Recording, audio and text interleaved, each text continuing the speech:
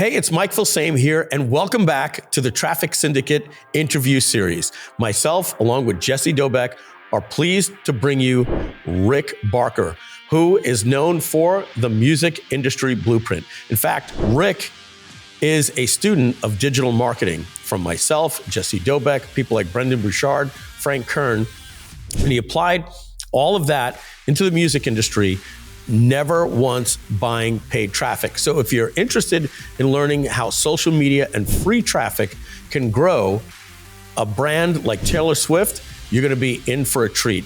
Rick Barker was Taylor Swift's manager, and he runs campaigns for the music industry, revolutionizing it using digital marketing principles. You're going to absolutely love this interview. We start out talking a little bit about music, and then we get into all the good stuff about how he does it and how he did it for Taylor Swift. So let's jump right in. Rick Barker, thanks so much for being here. Appreciate it. So we're going to jump right in, Rick, if that's good with you. Absolutely. So, Rick, you and I can tell I dye my hair, but I would bet we were probably born right around the same year. Yeah. Exactly. 67. That's my year. October 1967. May 4th. May the 4th be with you. May the 1967. You got me by a few months, and that's right. You graduated in 85 or? Well, let's just say I was supposed to graduate in 85. Gotcha. Right. And hey, we're talking about our rags to riches success stories. So, man of my generation, obviously you had a previous career before this. Just real curious. Like me, I came from the car business. You know, when you get started in the late 80s, early 90s, what was, did you go right into the music industry, or did you have a previous career? Kind of. So radio is what I always wanted to do. I always loved music, but I wasn't disciplined enough, and coming from, a poor background, couldn't afford the equipment. So I started just listening to the radio stations back, Rick Dees and all those guys early on. And I said, that's what I want to do. My voice changed when I was like 14 years old to this. And I'm like, okay, this is my calling. I loved promoting. I loved working with artists, but I knew that I was never going to be that artist. So I had one of the first mobile DJ services in Muscle Shoals, Alabama, back in the early 80s. So in high school, I was like DJing college parties and stuff. Yeah. That kind of led me down the path, which ultimately, like U-Haul type of thing attached to the back, and you'd pull up and do the DJ. It was. It's like, I reached out to I would befriend the rich kids, and we would take my crazy ideas and their parents' monies, and we would turn them into businesses. So that mobile DJ company was one of the first ones. Yeah. And which also gave you a little bit of love for AV and tech and stuff like that. When you get, that's something you probably took with you your whole life. I did. I tell people, I work a lot with older artists today, musicians, and I call them tech-tarded. They just can't, and I've just always grown up with this stuff. Yeah. It's something that's always come easy to me. Yeah. I'm curious, are you a fan of Rick Beato on YouTube? I don't know Rick. Rick Beato, he's just he's a musician that's like one of those actual studio musicians that's got all the stories. And then he's got a YouTube channel that just breaks down the latest Beatles song or Taylor Swift. I'll check it out. Yeah, and then he teaches music. You would love that guy's channel. Rick I'll check Beato. him out. I'll definitely check him out. Question before we jump in on this stuff. Casey Kasem or Rick Dees? Rick Dees. Rick Dees. What did you like about Rick Dees? I loved Rick's personality. Yeah. Now, I'm a huge Casey Kasem fan. One of my program directors filled in for Casey Kasem. So he brought me like the top 40 script. It's back when they used to read it off paper and it was autographed and signed. But Rick just had a way of making you feel like he was sitting in your house. Yeah. He was drinking my coffee, telling me all these cool stories. Casey was scripted. Rick was not scripted. Yeah, yes. You've heard the Casey blow up, right? Yes. Yeah, it's like, today we're going back to 1972, where for crying out loud, we just got done talking about somebody dying, and now we're going to the happy song, and he just goes off on this crazy thing. Kidding me? Yes. Yeah. Anyway, he was very scripted. Rick was more personality. Casey was just a legend. Yeah, I could tell, Rick, you and I could talk for hours. I got to keep myself on track here because I just love. Hey, I got your phone number now, dude. I'll be like dialing you up. Blow it up, man. Yeah, blow it up. We'll get on the golf course together. We'll spend 4 hours together just talking cool stuff. Absolutely. So you're doing mobile DJ. Where does the career go next from there? So the career kind of took a weird turn because I was a high school kid doing college parties. I got introduced to alcohol at a young age, and that alcohol led to, so I went to 3 different high schools. My parents were divorced 5 times apiece. So I was always the new kid in school. So whoever took me in is kind of what I became. So my sophomore year, the Christians and the jocks took me in. So I went to church and played sports. I moved from Alabama to California, the San Fernando Valley, my senior year, and the stoners took me in. And it was at that point. That's going from one to the other. Exactly. And that's where I would always try to do whatever I could to fit in fast. In California, it happened to be drugs and alcohol. And I developed a drug addiction my senior year of high school. And I ended up quitting high school. And this was in the mid 80s when crack cocaine was just being introduced. Yeah. And I ended up trying crack cocaine for the first time. And for the next 3.5 years, I lived homeless on the streets. I sold drugs. I did whatever I could to survive. And that's why, as we go deeper into my story, I always tell people, your past does not define your future. I'm living proof. But the first thing I did when I got sober in 1989 is I went and I got my GED. And then I heard this ad on the radio, and it said, have your friends ever told you you have a voice for broadcasting? Come to the Columbia School of Broadcasting. Columbia School of Broadcasting. So I went to this Columbia School of Broadcasting, and I started asking questions that weren't the most popular, but I'm a good listener. So I usually will answer questions with questions, but I also listen to see what is it that I could do myself. So they started talking about internships.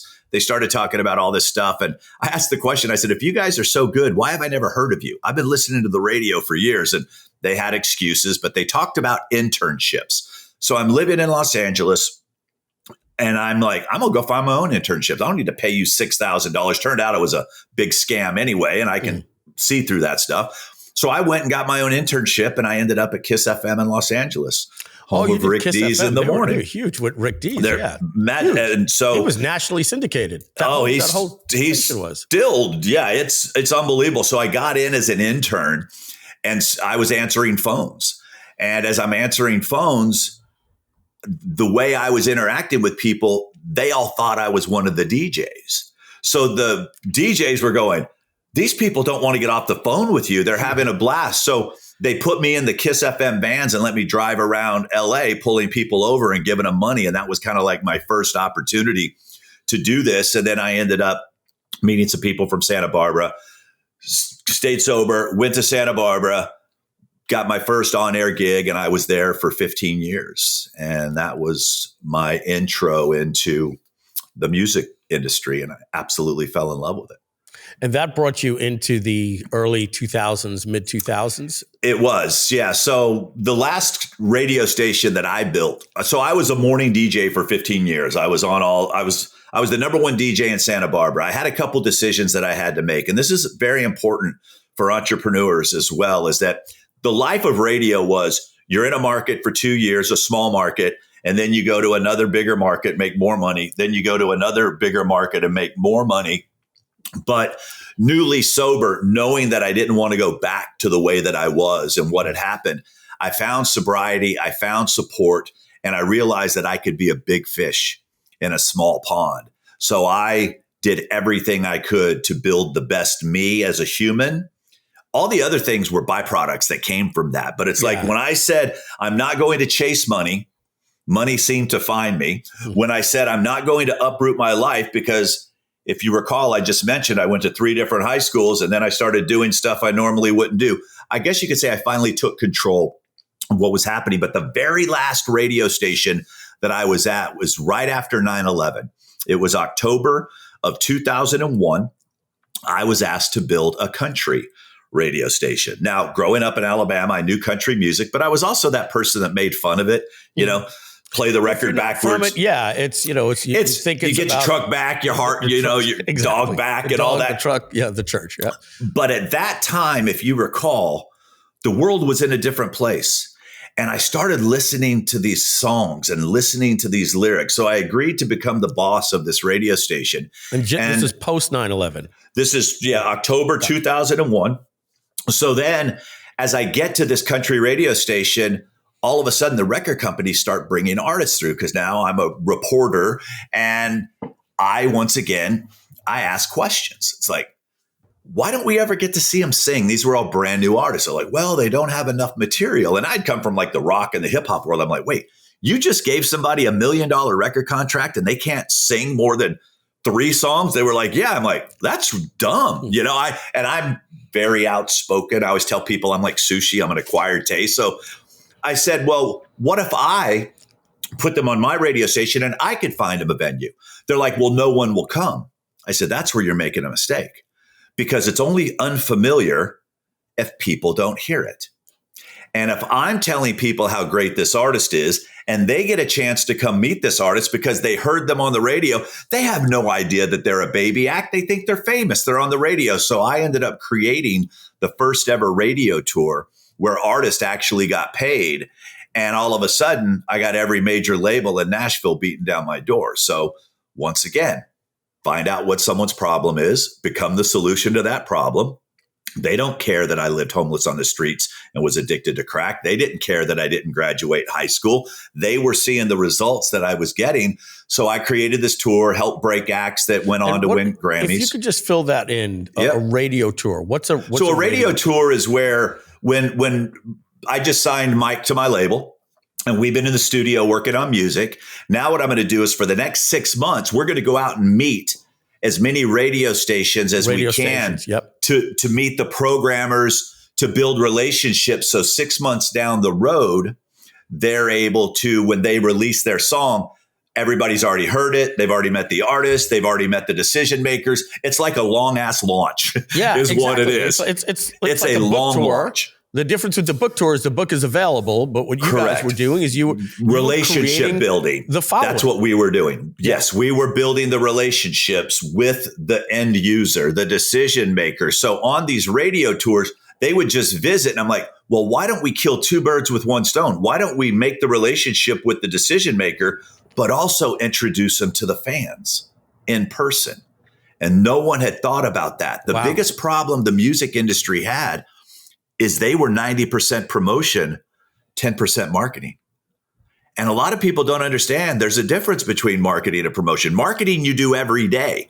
Promote is easy if you've done the marketing right. Yeah, Taylor Swift just didn't have to. I mean, she just sold out $1,000+ tickets in a matter of minutes, not because she's a great promoter, because she's a great marketer. And the marketing took care of the promotion.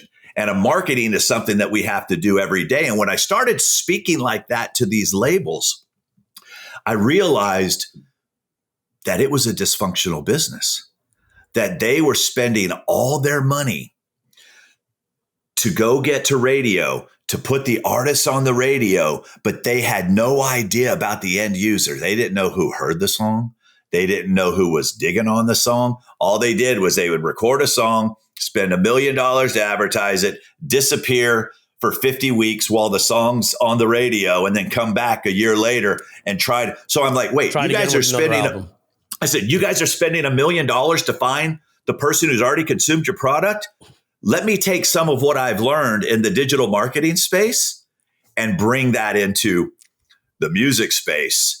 And that's what I did. So right behind you, MIB, right? Yeah. What does that stand for? Music Industry Blueprint. So you've created the Music Industry Blueprint basically around digital marketing, direct response principles that the music industry had never seen before. Correct. So I was introduced to a book by Brendan Burchard called The Millionaire Messenger. And it was make a difference and make a living. Sharing your knowledge and experience with others was the premise of this book. So I got to tell you this funny story because you're going to laugh your ass off with this. And so will everybody listening to it. So I was meeting with a guy and he asked me, he said, hey, have you ever heard of Jeff Walker? And we had a PR guy in town named Jeff Walker. I said, oh, the PR guy? They go, no, this guy named Jeff Walker, he has this thing called the product launch. This would be something cool for you to do. So I Google search, I think at the time it was Yahoo. I went in, found Jeff Walker. I'm listening to this thing. I grab my credit card. I'm ready to buy. And all of a sudden, there's no offer. I'm a smart guy, I'm a smart guy. So I emailed the person. I said, listen, by the way, just wanted to let you know that no link for me to buy the product came up. And they're like, thank you, Rick. Have a great day and enjoy tomorrow's video. So the next video comes up next day. I watch it. I'm excited. I got my wallet out and no offer. And I'm like, you know what? F you, Jeff Walker. I'm going to go find a way online to buy this damn thing. So I go in and I see an interview with him and Brendan Burchard. And I go in, so I follow Brendan. Watch for 45 minutes. I got my credit card out. No offer. And the person come back and said, video 3. they said, you're involved in a launch. I'm like, screw the launch. I need the product. So I ended up going through the series and I bought the product launch formula.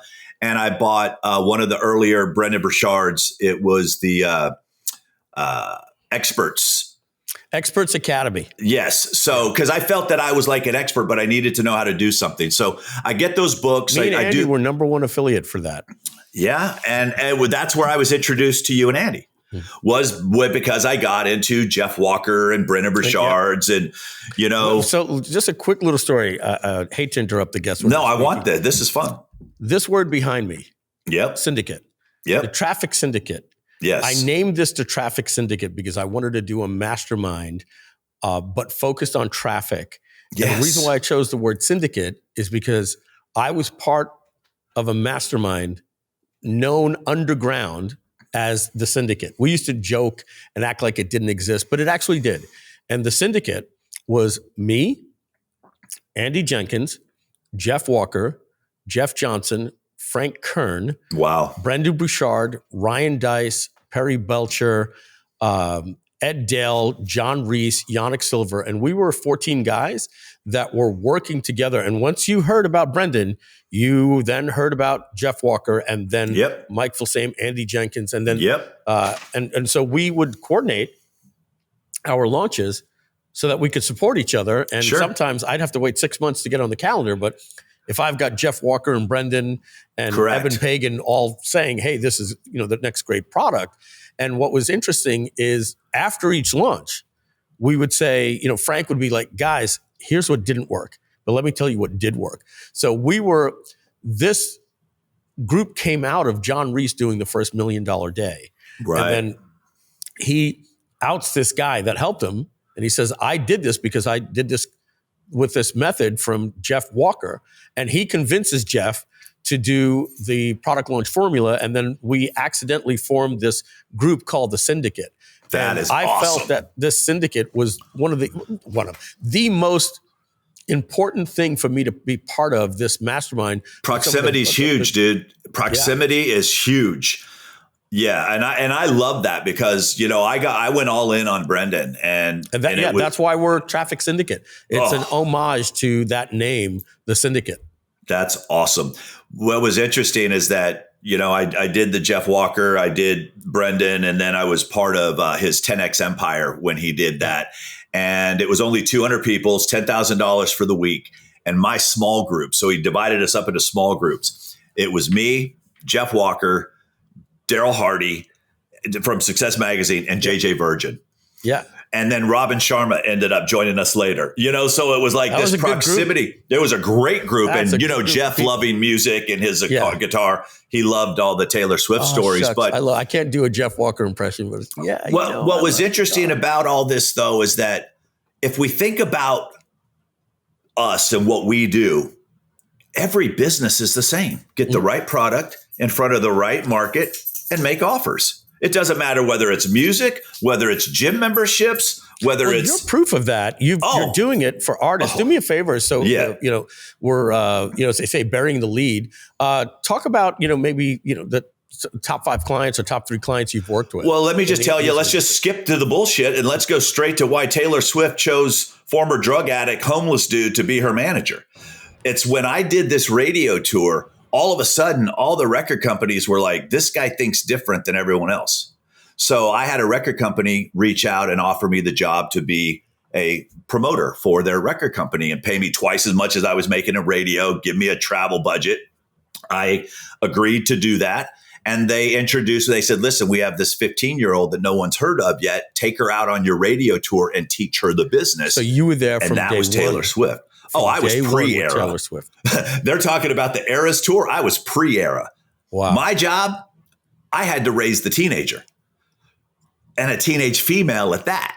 But part of my past story is, when I got sober, I also coached soccer, and I coached girls' high school soccer for 3 years. And I speak teenage female. Well, yeah, I teach teenage female. I don't know if it's a blessing or a curse, but I know how to communicate with them, not realizing God was going to end up giving me one of the most influential teenagers in the world. And my job was to mentor her. So I worked with Taylor on the record label side.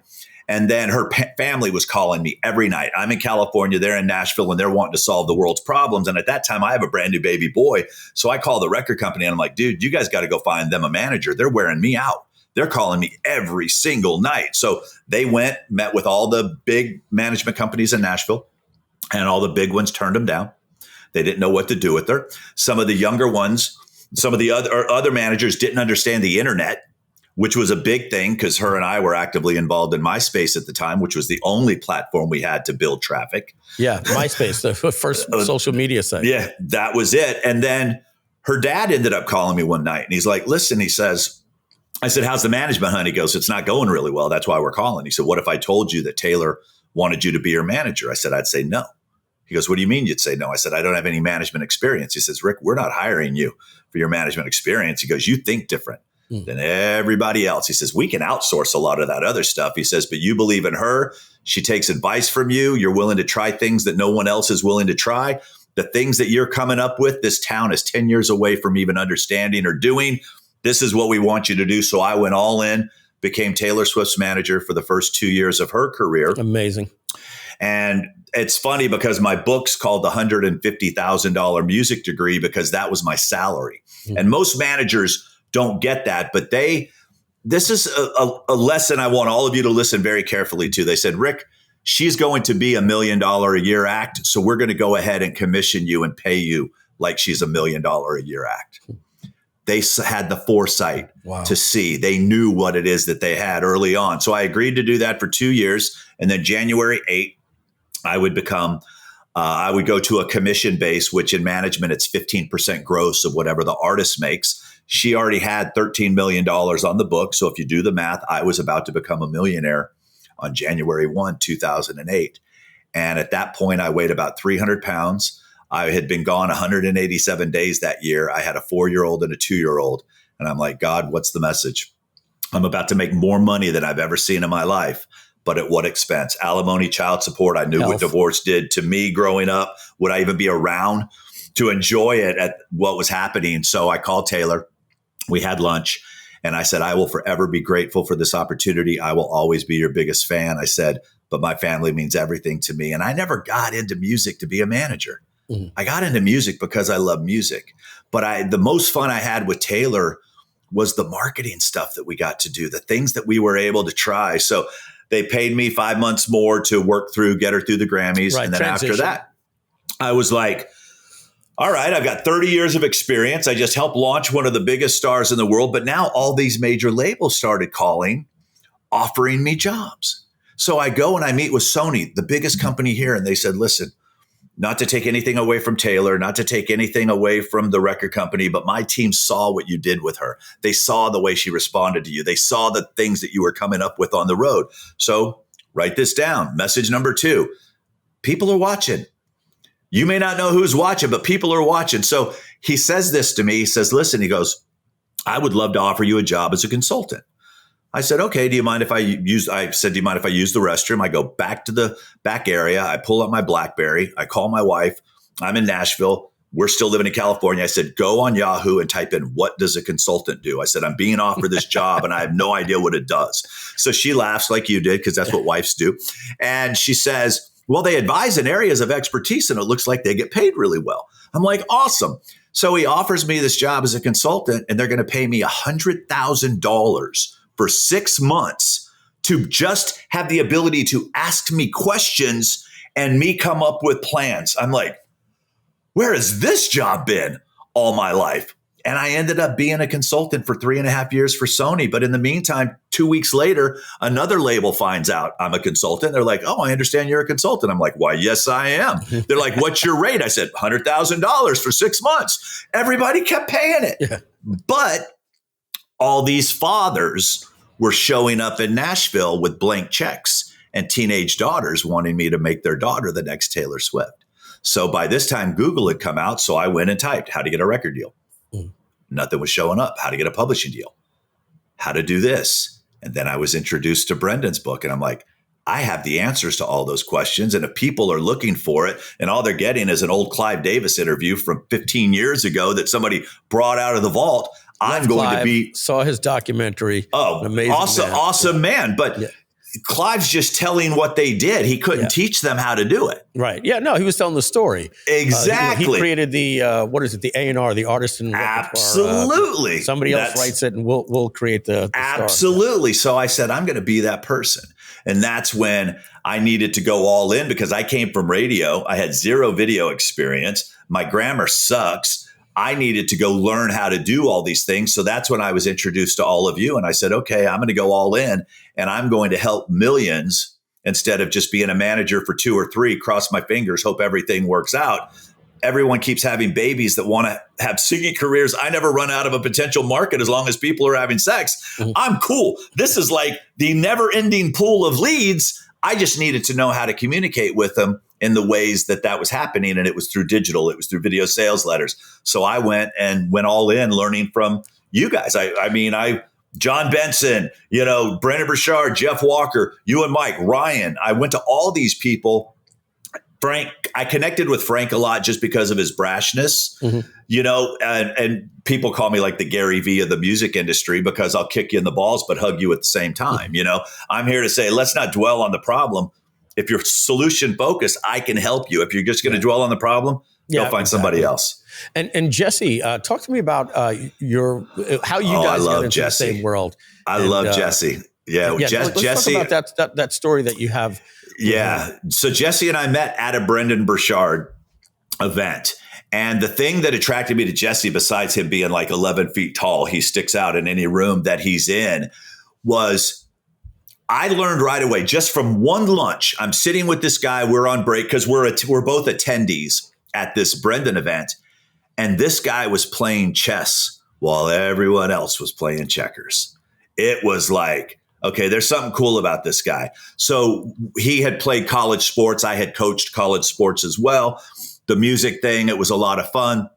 So we just kept talking. And then all of a sudden he started, I didn't realize that at the next event, Jesse was going to be on stage because Jesse solved a problem that Brendan had. And now all of a sudden, as you know, when you become Brendan's guy, you just basically turned on an ATM machine if you can deliver. Yeah. And Brendan doesn't bring anyone on that stage that can't deliver. And all of a sudden there's Jesse on this stage. And he was doing things at the time with Facebook that hadn't been done. Everyone was spending tens of thousands of dollars a week going out trying to buy traffic on Facebook. And Jesse's like, why don't I just go buy the Facebook page? It already has 1 million people. And Brendan's like, buy me that one, buy me that one, buy me that one. So I'm like, okay, this guy thinks different. Then when Facebook Live first came out, Jesse was one of the first people doing Facebook Live. So when he ended up launching his course, he told me he was going to launch it. I was ready to pay for it then. Now, Jesse would have given it to me probably, but I always pay the experts because I need them to keep learning it so I don't have to. So it's worth what I think it was $1,000 at the time, because here's the thing we all have to understand. If the person who's the expert stops giving the information, we have to go find it. And it takes hundreds of hours, if not thousands of hours, to learn what Jesse had already put in one place. So Jesse and I had always found each other. We both speak the same language. We developed a friendship. We bounce ideas off of each other. But the cool part I loved about Jesse was that Jesse's a lot like me. I didn't want to be the expert in everything, but I wanted to have access to the experts. Jesse will be the first in his San Diego surfer dude way going, bro, I don't know that, but I'll get you who does. So well connected. Oh my goodness. Absolutely. Yeah. Oh my goodness. It was just like, and then all of a sudden he's like, okay, I got your answer. Boom. I got your answer. So Jesse's like that Henry Ford Rolodex where Henry Ford said, give me 10 phones and I just pick up the phone. When I need help, I'll pick up and say, Jesse, where do I go to for this? Who do I go to for this? And he usually makes an introduction. And when he told me what he was doing with this, I'm like, oh, dude, I'm in. Yeah, we work with Jesse, and Jason and Pixel Prodigy. They run all of our media. They run all of our ads. Mm-hmm. And, I do what I do. I'm a software guy. I'm also a really good branding guy. We're focusing more and more on software, but education is an important part. You look at ClickFunnels, you can argue more that they're an education company as much as they're a SaaS company.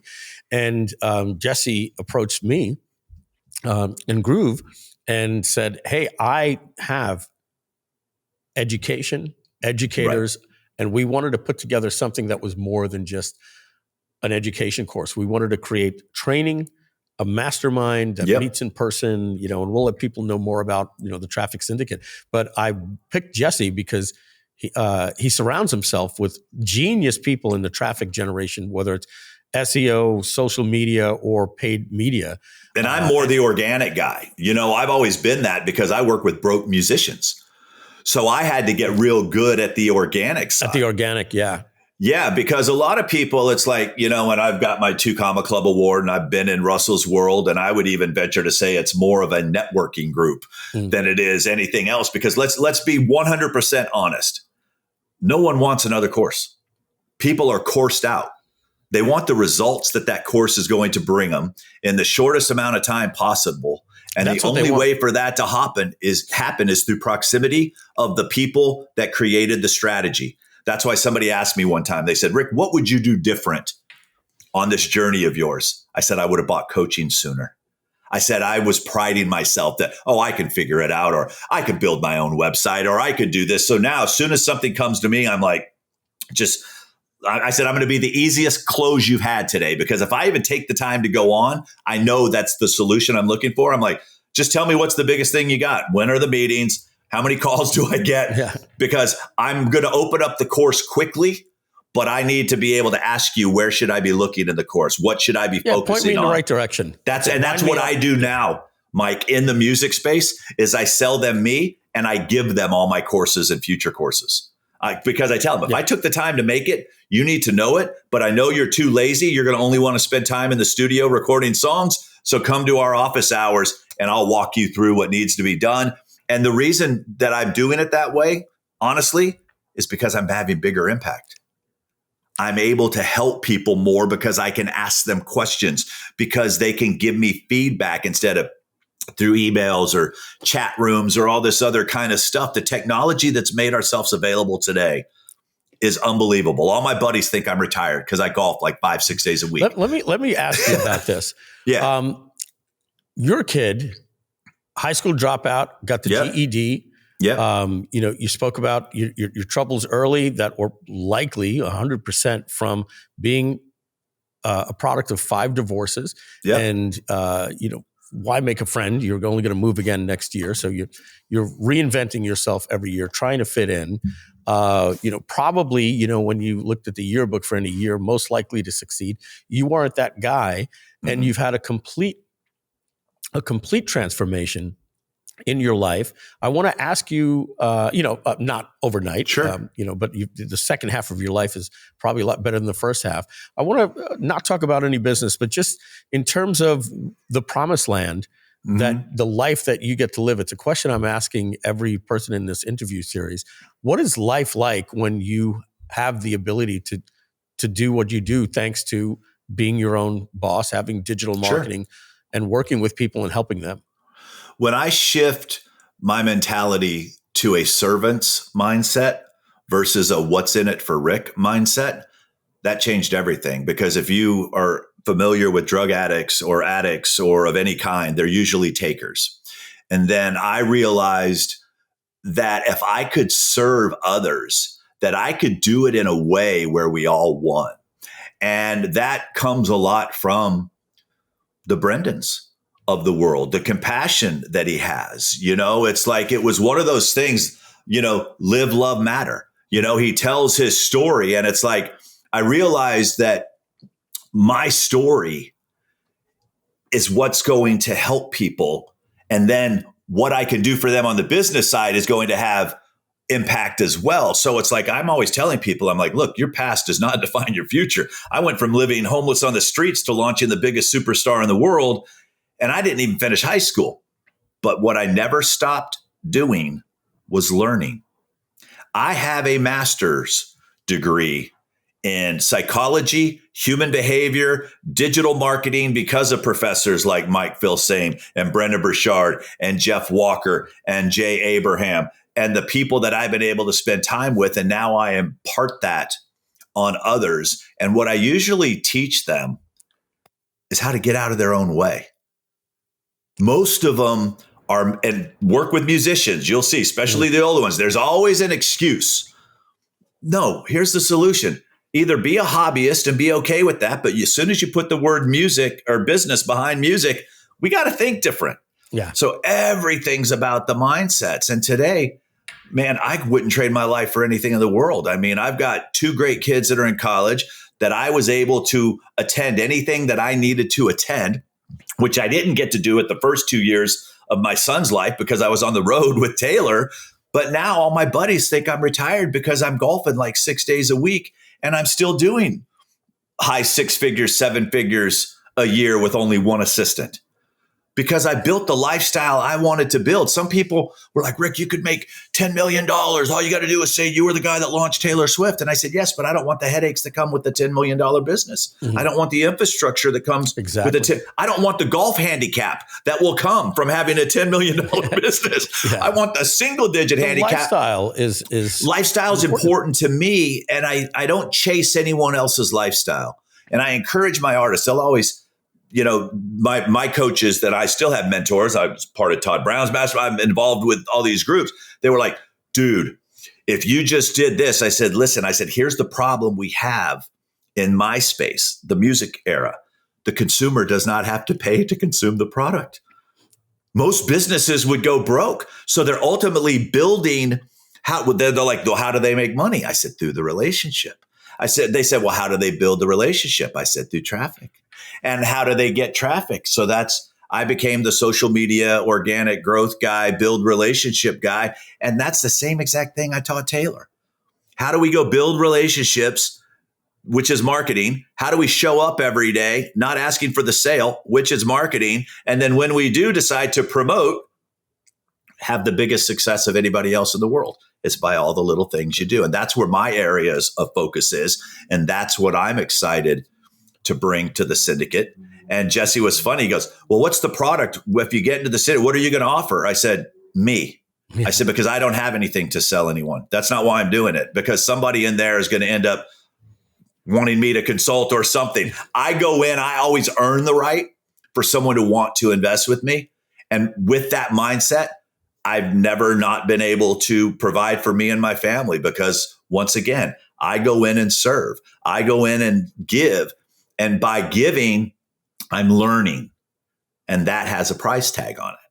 So people are always like, I went and spoke. I speak at a lot of different entrepreneurs events. And they're like, you don't have a book to offer? You don't have anything to sell? I said, no, let the guy behind me sell all his stuff. I'm just here to show people that it can happen. It can work if you are willing to do the work.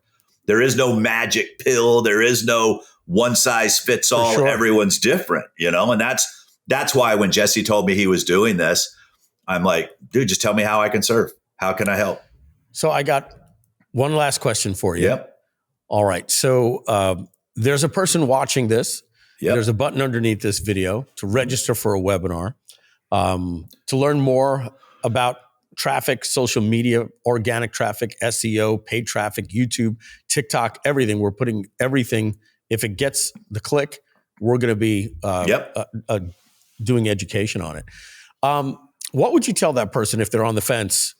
Maybe they're intimidated. Maybe they don't think it's for them. Maybe they don't think it's real. Or maybe they don't think they have the time. What would you tell that person, especially if it was you at a turning point in your life? Two things. Jay Abraham said something to me one time that has stuck, and I share this with all my artists because they're creating songs. I said, if you have something that can change someone's life, it's your opportunity. It's your responsibility to find them, not their responsibility to find you, because it's very noisy and it's very crowded.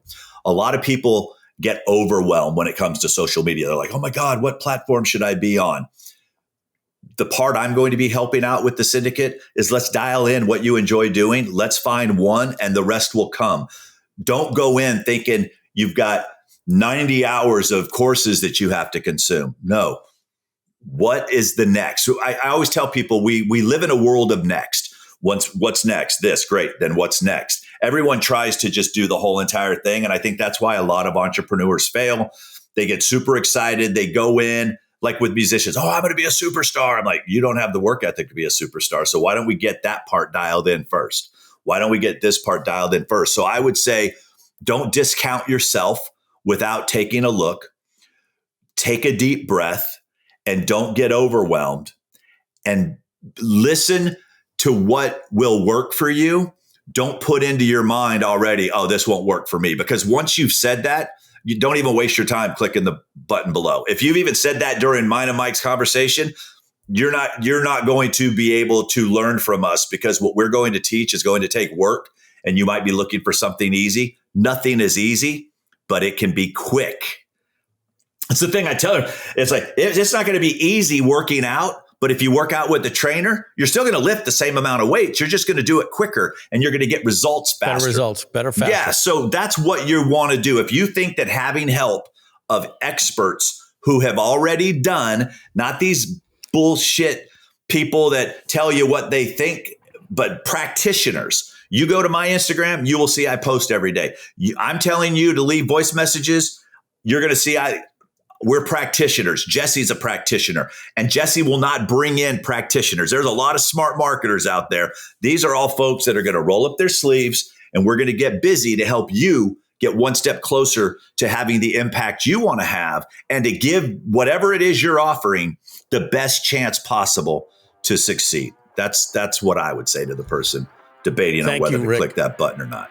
I appreciate it. So that wraps it up. I appreciate you for coming on, spending this good 40 minutes with us, or however long the timestamp is on this video right now. I really appreciate it. And I look forward to connecting with you on the golf course, my friend. Absolutely.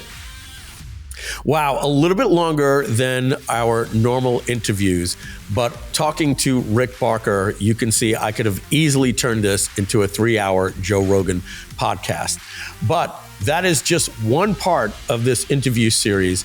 Please do us a favor. If you want to learn more about the Traffic Syndicate and have a transformation in your life, just like many of the people that have been part of this series, you need to learn everything about the Traffic Syndicate.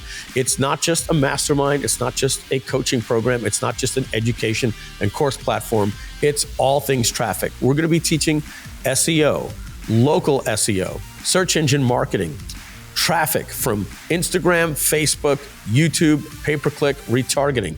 You're going to be learning everything about organic traffic and social media, how to grow a YouTube channel. We have lots of different educators, and we're going to be running masterminds here in South Florida 3 times a year. These are going to be incredible. If you want to learn more about that and watch an incredible webinar where Jesse Dobeck and I are going to do some incredible training for free, simply click the button below and you're going to get all the information you need in terms of dates and the time of the webinar. It's coming up very soon. You don't want to miss it. We cannot guarantee a replay, so make sure to register and make sure to attend. We'll see you on the live webinar.